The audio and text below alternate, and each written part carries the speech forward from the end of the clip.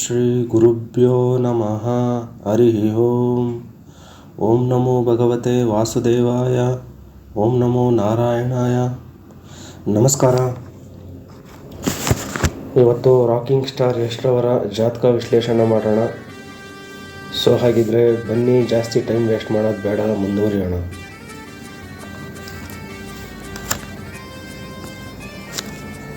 ಇವರ ಒಂದು ನೇಮ್ ಬಂದು ನವೀನ್ ಕುಮಾರ್ ಗೌಡ ಅಥವಾ ಯಶ್. ಡೇಟ್ ಆಫ್ ಬರ್ತ್ 8 ಜನವರಿ 1986. Birth timings evening 5:15. Place of birth Hassan. ಇದರ ಪ್ರಕಾರ ಶಾಸ್ತ್ರ ಏನು ಹೇಳುತ್ತೆ ನೋಡೋಣ ಬನ್ನಿ.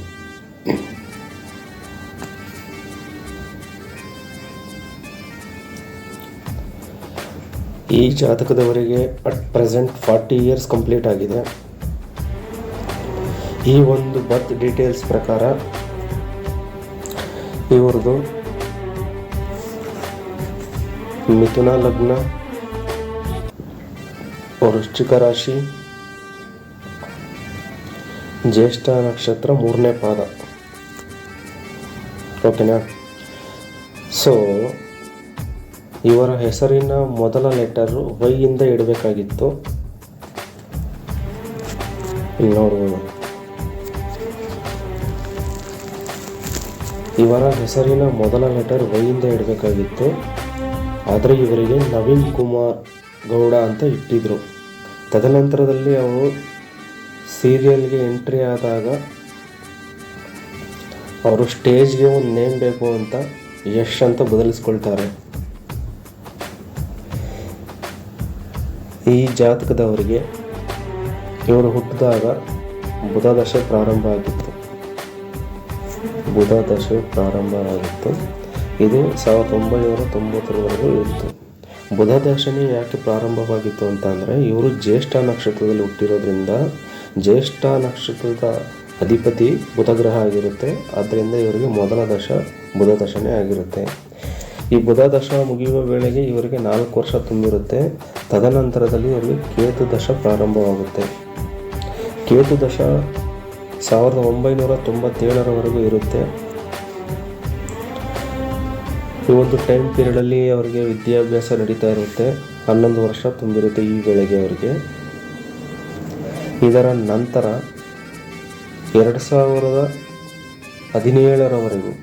2017ರವರೆಗೂ ಶುಕ್ರದಶ ಪ್ರಾರಂಭವಾಗುತ್ತೆ.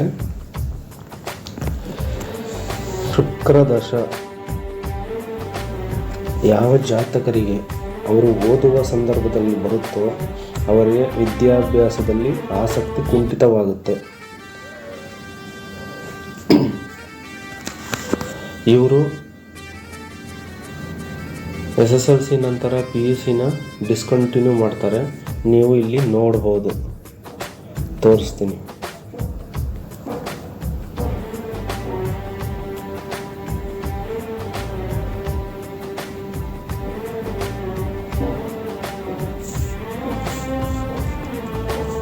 ಇಲ್ಲಿ ನೋಡ್ಬೋದು ನೀವು.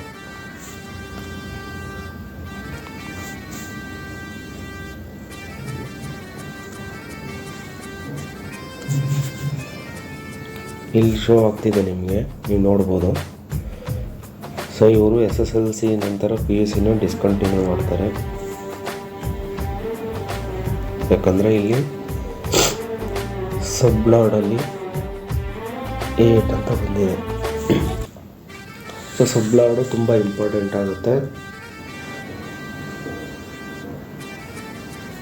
ಇವರು PUCನ ಡಿಸ್ಕಂಟಿನ್ಯೂ ಮಾಡ್ತಾರೆ. ಆದರೆ ಇದನ್ನು ಹೊರತುಪಡಿಸಿ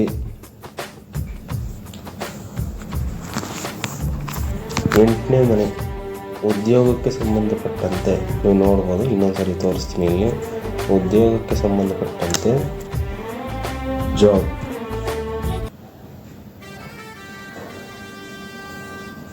ಜಾಬ್ ಅಂತ ಬಂದಾಗ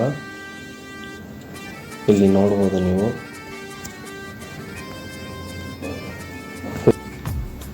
ಅಂದರೆ ಅವರು 16 ವರ್ಷಕ್ಕೆ ಅವ್ರ ಎಜುಕೇಷನ್ನ ಡಿಸ್ಕಂಟಿನ್ಯೂ ಮಾಡ್ತಾರೆ. 2004ರಲ್ಲಿ ಇಲ್ಲಿ ನೀವು ನೋಡ್ಬೋದು.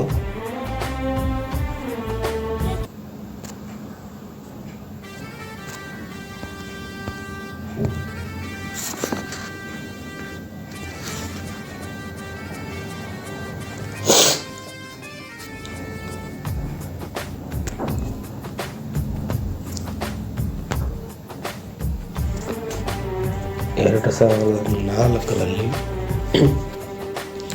ಶುಕ್ರದಶ ಮಂಗಳನ ಭುಕ್ತಿಯಲ್ಲಿ ಸೀರಿಯಲ್ಗೆ ಎಂಟ್ರಿ ಆಗ್ತಾರೆ. ಕೆಲವೊಂದಷ್ಟು ಸೀರಿಯಲ್ಗಳಲ್ಲಿ ಮಾಡ್ತಾರೆ. ಸೆಲ್ಲಿಲಲ್ಲಿ, ನಂದಗೋಕುಲ, ಉತ್ತರಾಯಣ, ಪ್ರೀತಿ ಇಲ್ಲದ ಮೇಲೆ, ಈ ರೀತಿ ಮಾಡ್ತಾರೆ. ತದನಂತರದಲ್ಲಿ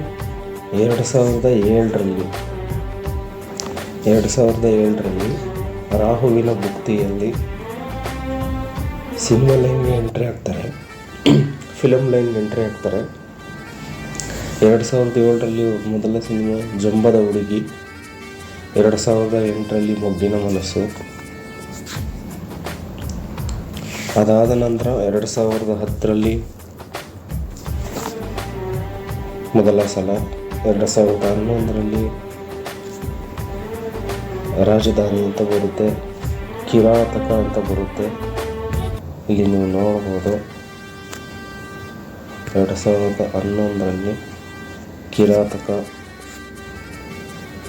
2013-14 ಈ ಸಮಯದಲ್ಲಿ ಇವರಿಗೆ ತುಂಬ ಯಶಸ್ಸು ಸಿಕ್ಕಿರುತ್ತೆ. ಅದು ಶುಕ್ರದಶ ಬುಧನ ಭುಕ್ತಿಯಲ್ಲಿ. ಇದೊಂದು ಶುಕ್ರದಶ ಭುಜನ ಭುಕ್ತಿಯಲ್ಲಿ ಗೂಗ್ಲಿ, ರಾಜಾಹುಲಿ, ಗಜಕೇಸರಿ, ಮಿಸ್ಸಸ್ ರಾಮಾಚಾರಿ ಅತಿ ದೊಡ್ಡ ಮಟ್ಟದ ಯಶಸ್ಸನ್ನು ಕೊಡುತ್ತೆ. ಅಂದರೆ ಶುಕ್ರದಶ 2017ರವರೆಗೆ ಇವರು ಮಾಡಿದ ಎಲ್ಲ ಸಿನಿಮಾಗಳಲ್ಲೂ ಇವರಿಗೆ ಯಶಸ್ಸು, ಕೀರ್ತಿ, ಹಣಕಾಸು ಲಭಿಸಿರುತ್ತೆ. 2017ರ ನಂತರ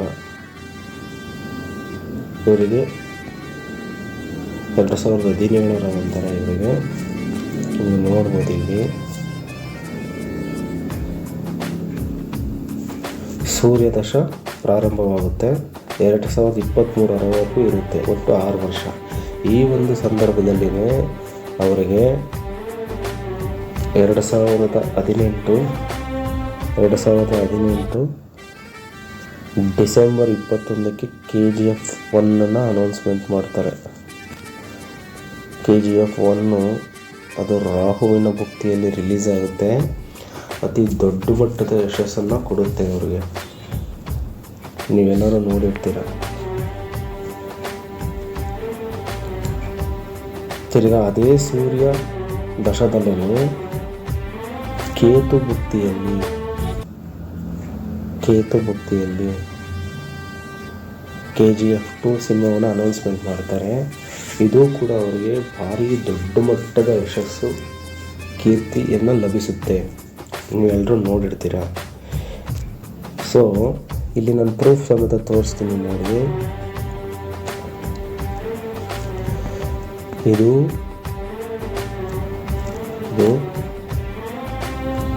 ಜಾಬ್ ವಿಚಾರದಲ್ಲಿ ಈ ಒಂದು ಸೂರ್ಯನ ದಶ ಇವರಿಗೆ ಅತಿ ಎಕ್ಸಲೆಂಟ್ ಸಕ್ಸಸ್ಸನ್ನು ಕೊಟ್ಟಿರುತ್ತೆ. ಈ ಥರ 3ರಲ್ಲಿ ಕ್ಲೋಸ್ ಆದ ನಂತರ ಇವರಿಗೆ ಹೊಸ ದಶೆ ಪ್ರಾರಂಭವಾಗಿದೆ. ನೀವು ನೋಡ್ತಾ ಇರ್ಬೋದು 2023ರ ನಂತರ ಇವರಿಗೆ ಪ್ರಾರಂಭವಾಗಿರೋದು ಚಂದ್ರದಶ ಇವರಿಗೆ 2033ರವರೆಗೂ ಇರುತ್ತೆ. ನೋಡಿ ಇಲ್ಲಿ ನೀವು ನೋಡ್ಬೋದು.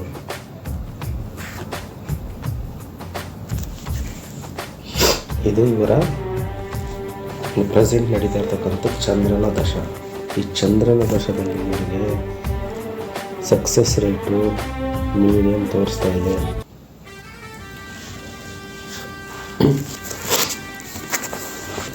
ಮತ್ತು ಇಲ್ಲಿ ಸುಬ್ಲಾಡಲ್ಲಿ ಗುರು ಸುಬ್ಲಾಡಾಗಿ ಬಂದಿದ್ದಾನೆ. 8ನೇ ಮನೆಯನ್ನು ತಗೊಂಡಿದೆ. ಸೊ 8ನೇ ಮನೆ ಏನು ಹೇಳುತ್ತೆ ಅಂದರೆ ಅಬ್ಸ್ಟ್ಯಾಕಲ್ಸ್, ಅಡೆತಡೆಗಳು, ನಿಧಾನ, ಇದನ್ನು ಹೇಳುತ್ತೆ. ಇವರ ಜಾತಕದಲ್ಲಿ ಈಗಲೇ ತೋರಿಸ್ತೀನಿ, ನೀವು ನೋಡ್ಬೋದು. ತುಂಬ ಕಡೆ 8 ಮತ್ತು 5 ರಿಪೀಟ್ ಆಗಿದೆ. ನೀವು ಇಲ್ಲಿ ನೋಡ್ಬೋದು, ನಾನು ತೋರಿಸ್ತೀನಿ.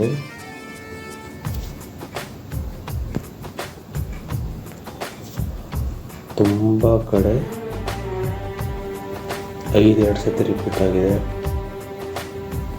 ಕೇತುವಿನಲ್ಲಿ, ಮಾರ್ಸ್ನಲ್ಲಿ 5 2 ಸರಿ ರಿಪೀಟ್ ಆಗಿದೆ.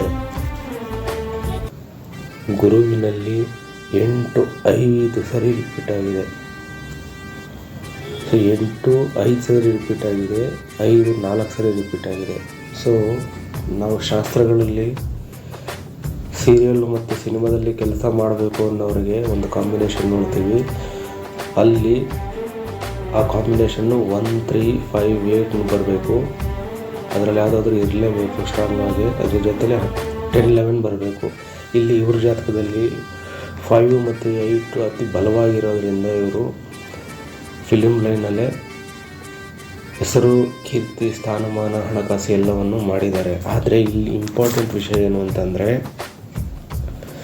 ಇವರಿಗೆ ಸಿನಿಮಾಗೆ ಎಂಟ್ರಿ, ಸೀರಿಯಲ್ಗೆ ಮತ್ತು ಸಿನಿಮಾಗೆ ಎಂಟ್ರಿ ಆಗ್ತಾರಲ್ವ, 2004 ಎಂಟ್ರಿ ಆಗ್ತಾರವಲ್ಲ, ಅಲ್ಲಿಂದ ಹಿಡಿದು KGF 2ವರೆಗೂ ಇವರು ಮಾಡಿದ ಯಾವುದೇ ಸೀರಿಯಲ್ಲು ಸಿನಿಮಾಗಳಿಗೆ ಇವರು ಇನ್ವೆಸ್ಟ್ಮೆಂಟ್ ಮಾಡಿರಲ್ಲ.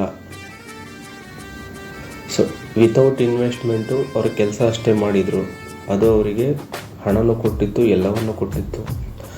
ಆದರೆ ಶಾಸ್ತ್ರದಲ್ಲಿ ಹೇಳುತ್ತೆ 5ನೇ ಮನೆ 8ನೇ ಮನೆ 12ನೇ ಮನೆ ಇಟ್ಟಾಗಿದ್ದಾಗ ಹಣವನ್ನು ಹೂಡಿಕೆ ಮಾಡಬಾರ್ದು, ಇನ್ವೆಸ್ಟ್ಮೆಂಟ್ ಮಾಡಬಾರ್ದು. ಈಗ ಅಟ್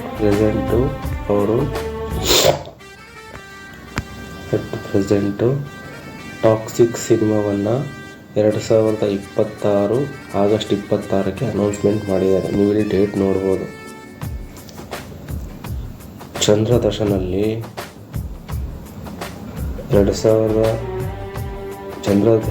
ಇವಾಗ ಇವರಿಗೆ ಗುರುಭುಕ್ತಿ ನಡೀತಿದೆ. ಗುರುಭುಕ್ತಿನಲ್ಲಿ ನೋಡಿ, ಇಲ್ಲಿ ನೋಡ್ಬೋದು ನೀವು, ಶನಿಯ ಅಂತರ್ಭುಕ್ತಿ ನಡೆಯುವ ಸಂದರ್ಭದಲ್ಲಿ ಇವರ ಹೊಸ ಸಿನಿಮಾ ಟಾಕ್ಸಿಕ್ ಸಿನಿಮಾವನ್ನು ರಿಲೀಸ್ ಮಾಡೋದಕ್ಕೆ ಅನೌನ್ಸ್ಮೆಂಟ್ ಮಾಡಿದ್ದಾರೆ ವರ್ಲ್ಡ್ ವೈಡು. ಸೊ ಈ ಚಂದ್ರದಶ, ಗುರುಭುಕ್ತಿ, ಶನಿಯ ಅಂತರ್ಭುಕ್ತಿಯಲ್ಲಿ ಏನು ರಿಸಲ್ಟ್ ಸಿಗುತ್ತೆ ಆ ಒಂದು ರಿಲೀಸ್ ಆಗೋ ಟೈಮ್ ಪೀರಿಯಡಲ್ಲಿ ನೋಡೋಣ. ಅದು ಅಲ್ಲದೆ ಈ ಸಿನಿಮಾಗೆ, ಟಾಕ್ಸಿಕ್ ಸಿನಿಮಾಗೆ ಮತ್ತು ರಾಮಾಯಣ 1 ಮತ್ತು 2ಗೆ ಎಷ್ಟರವರು ಇನ್ವೆಸ್ಟ್ಮೆಂಟ್ ಮಾಡಿದ್ದಾರೆ.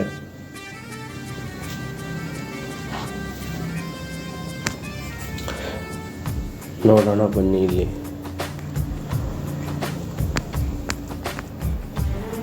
ನೋಡಿ, ಈಗ ಅಟ್ ಪ್ರೆಸೆಂಟ್ ಇವರಿಗೆ ಗುರು ಅಂತರ್ಭುಕ್ತಿ ನಡೀತಾ ಇದೆ. ನೀವು ಇಲ್ಲಿ ನೋಡ್ಬೋದು, ಇದು ಗುರುವಿನ ಭುಕ್ತಿ, ಇದು ಗುರುವಿನ ಅಂತರ್ಭುಕ್ತಿ. ಇವರು ಸಿನಿಮಾ ರಿಲೀಸ್ ಮಾಡೋದಕ್ಕೆ ಡಿಸೈಡ್ ಮಾಡಿರೋದು ಈ ಒಂದು ಟೈಮ್ ಪೀರಿಯಡಲ್ಲಿ.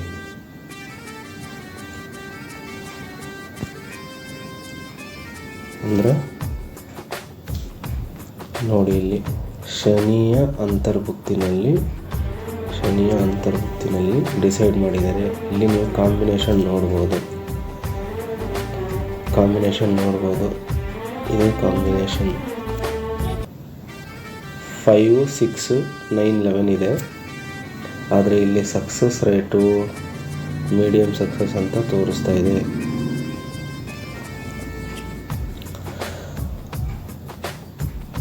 ಆದರೆ ಇವರು ಏನು ಮಾಡ್ಬೋದಿತ್ತು, ನನ್ನ ಒಂದು ಸಲಹೆ ಏನಂದರೆ,